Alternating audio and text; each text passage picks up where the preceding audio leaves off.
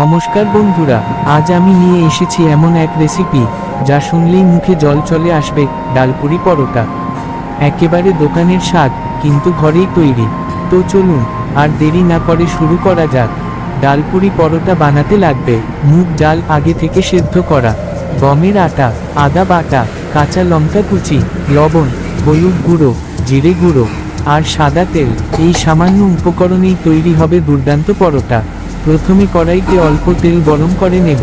এবার ফোড়নে দিব কাঁচা লঙ্কা কুচি, আদা বাটা আর এক চিমটি জিরে গুঁড়ো। তারপর দিয়ে দিব সেদ্ধ করা মুগ ডাল, সাথে লবণ আর হলুদ গুঁড়ো। মাঝারি আঁচে নাড়তে থাকবো যতক্ষণ না পুর শুকনো এবং দানাদার হয়ে যায়। এই পুরটাই আমাদের ডালপুরি পরোটার প্রাণ। এবার আটা মেখে ছোট ছোট লেচি বানিয়ে নেব। প্রতিটি লেচির মধ্যে ডালের পুর ভরে মুড়ে নিব। হালকা করে বেলে নিই, খুব বেশি পাতলা নয়, আবার খুব মোটা নয়। এতে ভাজার সময় সুন্দরভাবে ফুলে উঠবে। এখন কড়াইতে তেল গরম করে নিন।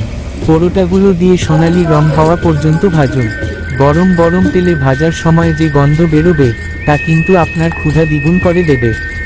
এবার প্লেটে তুলে নিন গরম গরম ডালপুরি পরোটা। সাথে পরিবেশন করুন আলুর তরকারি, ছোলার তরকারি বা দই। একবার খেলে মনে হবে দোকান থেকে কিনে এনেছেন। তো বন্ধুরা, এইভাবেই খুব সহজে বানিয়ে ফেললেন দোকানের স্বাদের ডালপুরি পরোটা। ভিডিও ভালো লাগলে লাইক, শেয়ার আর সাবস্ক্রাইব করতে ভুলবেন না। 22EDITSZ official. আগামী রেসিপিতে আবার দেখা হবে। ধন্যবাদ। ভিডিওটা পুরোটা দেখো, ভালো লাগবে।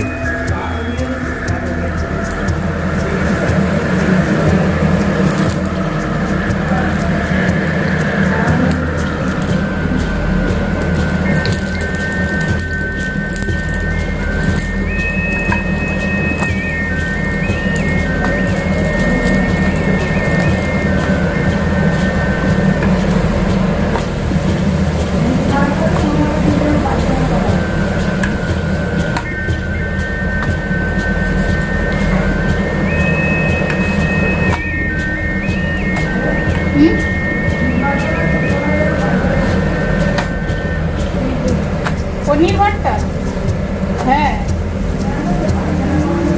হ্যাঁ, পনির ভর্তা।